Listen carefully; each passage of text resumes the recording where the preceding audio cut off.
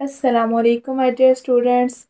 आज मैं ninth class की केमिस्ट्री के लिए लेक्चर लाई हूँ और केमिस्ट्री के नाइन्थ क्लास की केमिस्ट्री का पहला जो चैप्टर है फंडामेंटल ऑफ केमिस्ट्री, उसके आज हम पहले लेक्चर के बारे में पढ़ेंगे। और जैसे कि हमें पता है कि केमिस्ट्री जो है वो एक साइंस की एक ब्रांच है, तो केमिस्ट्री को पढ़ने से पहले हमें साइंस के बारे में पढ़ना चाहिए। और जैसे कि साइंस की डेफिनेशन के बारे में हम पढ़ते हैं, क्योंकि हमें केमिस्ट्री को पढ़ने से पहले हमें साइंस के बारे में बेसिकली इंफॉर्मेशन हमारे पास होनी चाहिए। तो अगर हम साइंस की डेफिनेशन के बारे में पढ़ते हैं, साइंस जो है वो लातीनी ज़ुबान का एक लफ्ज़ साइंशिया से निकला है। और साइंस जो है बेसिकली हमें वर्ड की अंडरस्टैंडिंग के बारे में बताती है और हाउ इट इज़ वर्क, कि जो वर्ल्ड में जो कुछ भी हो रहा है वो कैसे हो रहा है, उस सारे के बारे में हम साइंस में पढ़ते हैं। साइंस हमें ये इंफॉर्मेशन प्रोवाइड करती है कि इस दुनिया में जो भी काम हो रहा है वो कैसे हो रहा है। इसकी एग्जांपल जैसे कि हम देखते हैं, कार हो गई, बाइक्स वगैरह हो गए, कि जो कारें हैं या बाइक्स हैं ये किस तरह से चल रहे हैं, इनमें कौन सी मशीनरी यूज़ हुई है, ये किस रूल्स के तहत जा रहे हैं, इनमें क्या क्या फंक्शंस होते हैं और ये सब कैसे परफॉर्म हो रहा है, वो सब हम क्या साइंस के अंदर पढ़ते हैं। और अगर हम लोग साइंस की टाइप्स के बारे में पढ़ें तो साइंस की बेसिकली 3 मेजर टाइप्स होती हैं: यूनिवर्सल साइंस, सोशल साइंस और फॉर्मल साइंस। और साइंस की जो पहली ये टाइप है यूनिवर्सल साइंस, ये यूनिवर्सल साइंस जो है यही हमारे लिए ज़्यादा इम्पोर्टेंट होती है, क्योंकि हम इसी को ज़्यादा लेके पढ़ते हैं साइंस स्टूडेंट्स, और ये हमारे रिलेटेड साइंस की एक सब्जेक्ट है।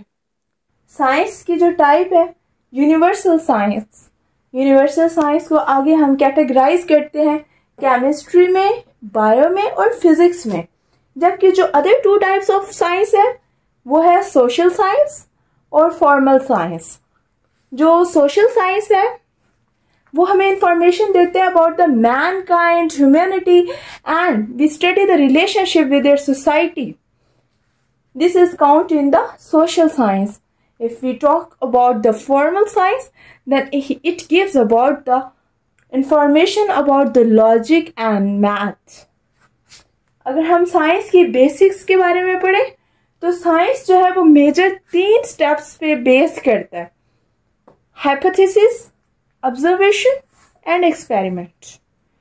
और अगर हम लोग साइंस में ये होता है कि अगर हमने किसी चीज़ के बारे में नो हाउ मालूम करना है कि ये चीज़ कैसे बनती है, तो हम उसके लिए एक हाइपोथेसिस जो है वो एक बना लेते हैं और फिर हम उस हाइपोथेसिस को लेके ऑब्जर्वेशन करते हैं। अगर तो ऑब्जर्वेशन में हमें अच्छे रिजल्ट्स मिलते हैं तो उसको आगे हम एक्सपेरिमेंटेशन के लिए उसको हम लोग लेके जाते हैं। एक्सपेरिमेंट जो है वो थ्राइस टाइम होता है, 3 दफ़ा होता है, और 3 दफ़ा के बाद अगर हमें हमारे जो रिजल्टेंट्स हैं वो अच्छे मिल जाते हैं तो एक लॉ बन जाता है, एक थ्योरी बन जाती है। लेकिन अगर हमें पॉसिबल रिजल्ट्स नहीं मिलते हैं एक्सपेरिमेंट में तो वो फर्दर फिर दोबारा से ऑब्जर्वेशन में जाता है। तो ये साइंस की बेस है। साइंस मेजर इन 3 स्टेप्स पे फॉलो होता है। अब हम केमिस्ट्री के बारे में पढ़ते हैं कि केमिस्ट्री क्या होती है। केमिस्ट्री एक साइंस की ब्रांच होती है जो हमें मैटर की कंपोजिशन, मैटर के स्ट्रक्चर्स, मैटर की प्रॉपर्टीज़ और मैटर की केमिकल रिएक्शंस के बारे में बताती है। तो केमिस्ट्री में हमने 2 चीज़ें ज़्यादा इम्पॉर्टेंट पढ़ी हैं। वो 2 चीज़ें क्या हैं कि एक साइंस की ब्रांच है और दूसरा हमें मैटर के बारे में बताती है। तो अब हम मैटर की बात कर रहे हैं कि मैटर की कंपोजिशन के बारे में बात कर रहे हैं, मैटर्स के स्ट्रक्चर्स के बारे में बात कर रहे हैं, मैटर्स की केमिकल रिएक्शंस के बारे में बात कर रहे हैं, मैटर्स की प्रॉपर्टीज़ के बारे में बात कर रहे हैं। तो हमें पता होना चाहिए कि मैटर इटसेल्फ क्या है। तो अब हम केमिस्ट्री के बाद जो फर्दर नेक्स्ट डेफिनेशन पढ़ने लगे हैं वो है हमारे पास मैटर। जो मैटर है ना, मैटर एक ऐसी चीज़ है जो जगह घेरती है और वज़न रखती है। Matter is everything. that occupies the masses, that occupies the spaces and has the massive। Means definition के बारे में अब हमने क्या पढ़ा कि मैटर क्या है, हर वो चीज़ जो जगह घेरती है और कोई ना कुछ मैस रखती हो। अब मैथ्स में हम लोग भी आ सकते हैं। अब मैटर्स की डेफिनेशन के बारे में अगर हम पढ़े ना, तो मैटर्स की डेफिनेशन में ह्यूमंस बीइंग भी आ सकते हैं, एनिमल्स भी आ सकते हैं, टेबल, चेयर, उसके बाद हर चीज़, everything which occupy the spaces and have the मास।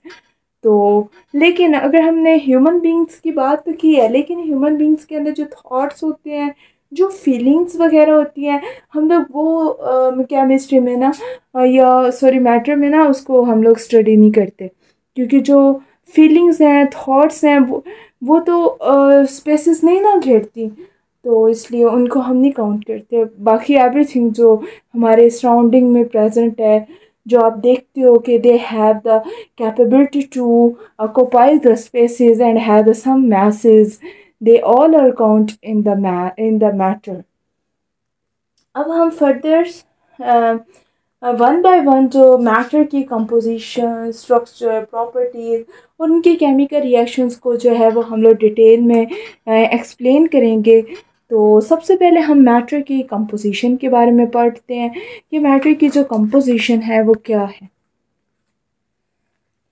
अच्छा जी, जो कंपोजिशन है ना, वो हमें मैटर के अंदर जितने भी कंपोनेंट्स पाए जाते हैं, ये कंपोजिशन हमें उनके बारे में बताती है कि जो मैटर है वो किन किन चीज़ों से कंपोज हुआ है, मतलब किन किन चीज़ों से मिलकर बना है। This is called the composition of matter. अब इसको समझने के लिए मेरे पास कुछ एग्जांपल्स हैं, वो हम स्टडी करते हैं। जैसे कि वाटर है, वाटर एक मैटर है, तो जो वाटर है वो किस किस एटम से मिलके बना है, हाइड्रोजन एटम से और ऑक्सीजन एटम से। तो ये दोनों हाइड्रोजन और oxygen they will combine together in order to form the matter like water.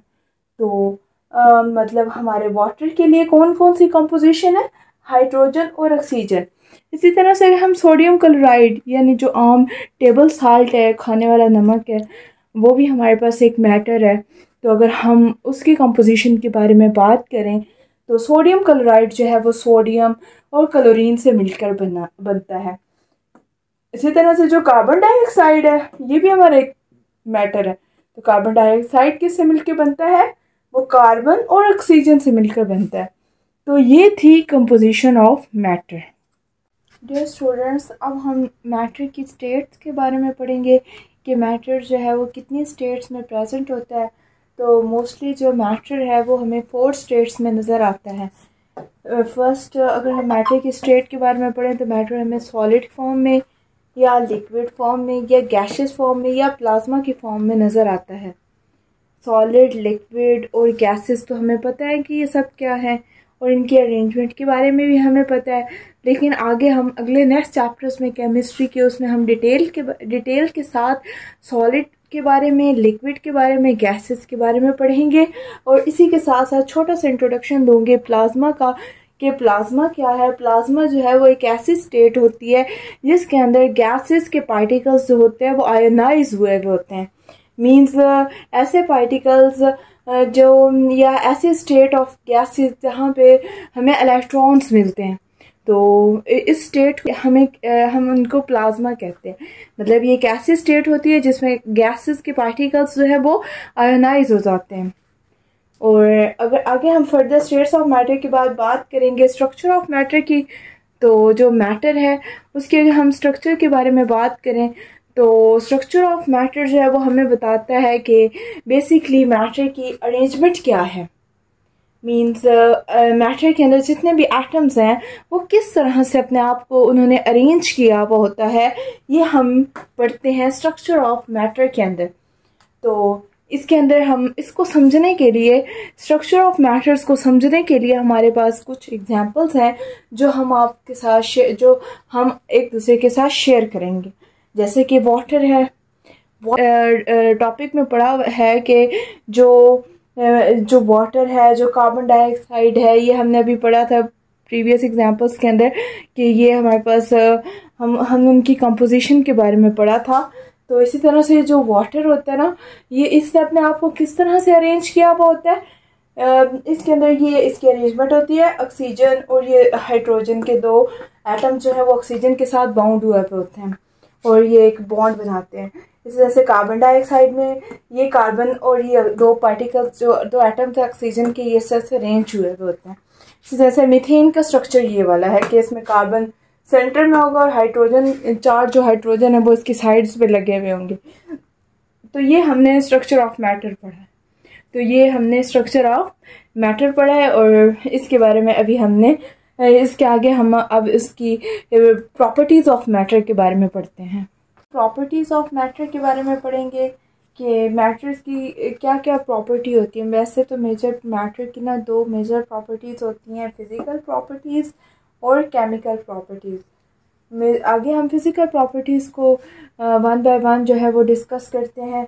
Shape physical properties में आ जाती है shape, boiling point, melting point, freezing point, कोई भी मैटर का कलर, कोई भी मैटर का स्मेल, टेस्ट और टेक्सचर।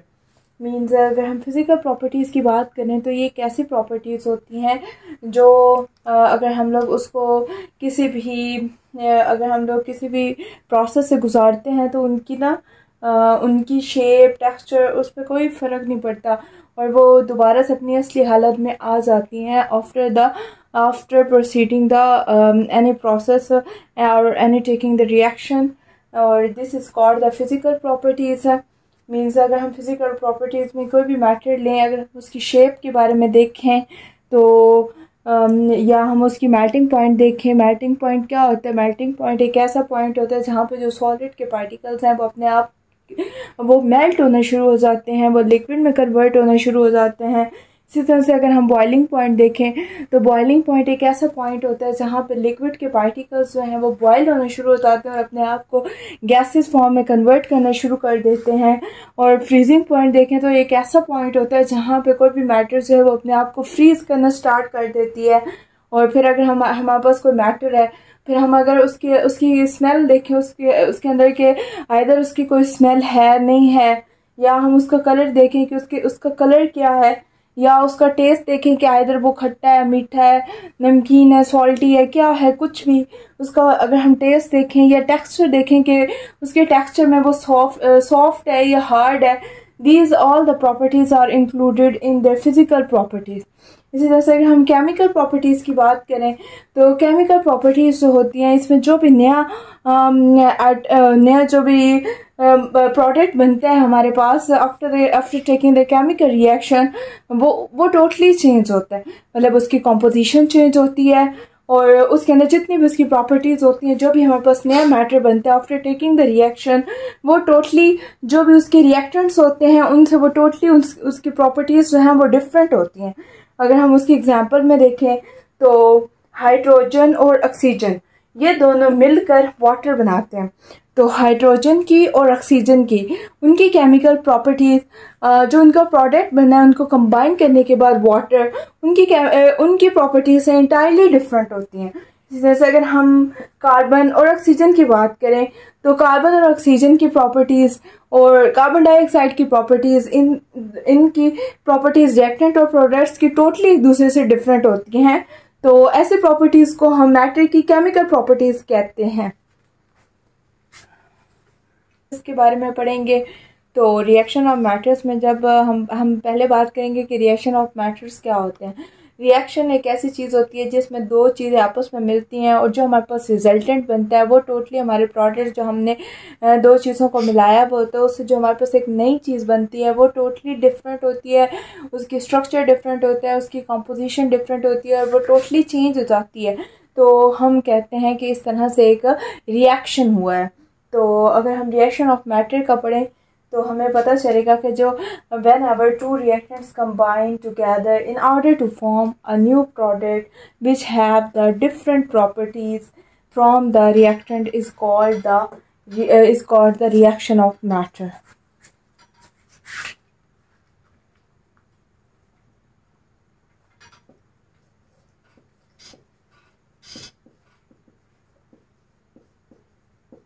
अगर हम लोग रिएक्शन ऑफ मैटर्स में कुछ इसके इक्वेशन, इसके अंदर कुछ रिएक्शंस पढ़ेंगे, तो अगर हम उसके रिएक्शंस के बारे में पढ़ें तो मैंने तीन वैसे तो बहुत से ऐसे रिएक्शंस हैं जो हमारे पास सराउंडिंग में हो रहे हैं, जो लेकिन मैंने आपको समझाने के लिए तीन इजी से केमिकल रिएक्शंस लिखे हैं जिसमें हम लोग आसानी से समझ सकते हैं कि रिएक्शंस जो है मैटर के वो कैसे हो सकते हैं।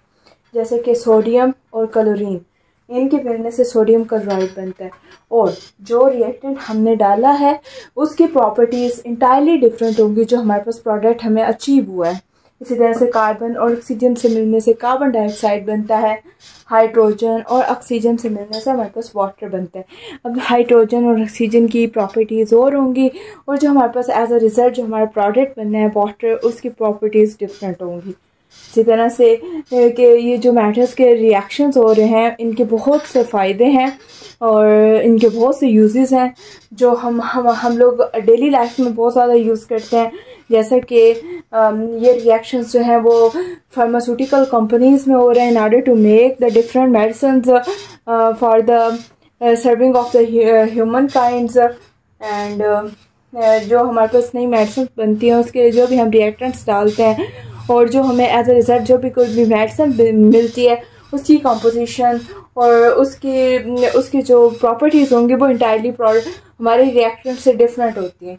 इसी तरह से अगर हम लोग घरों में अगर कोई चाय बना रहे हैं, सालन बना रहे हैं, तो हम लोगों ने उसके लिए जो भी इंग्रेडिएंट्स लिए हैं उन इंग्रेडिएंट्स की इंडिविजुअल प्रॉपर्टीज़ और होती हैं, और उनको यूज़ करके उनको एज अ रिएक्टेंट यूज़ करके जब कोई हम प्रोडक्ट बनाते हैं तो उस प्रोडक्ट की प्रॉपर्टीज़ डिफरेंट होती हैं। इसी तरह से हम लोग अगर कोई भी लैब के अंदर कोई भी कंपाउंड को प्रिपेयर कर रहे हैं तो वो जो हम कंपाउंड प्रिपेयर करते हैं मुख्तलिफ एटम्स है तो उन एटम्स की इंडिविजुअल प्रॉपर्टीज़ डिफरेंट होंगी, और वो जो कंपाउंड हमारे पास रिएक्शंस के रिजल्ट में बनेगा उसकी प्रॉपर्टीज़ डिफरेंट होंगी।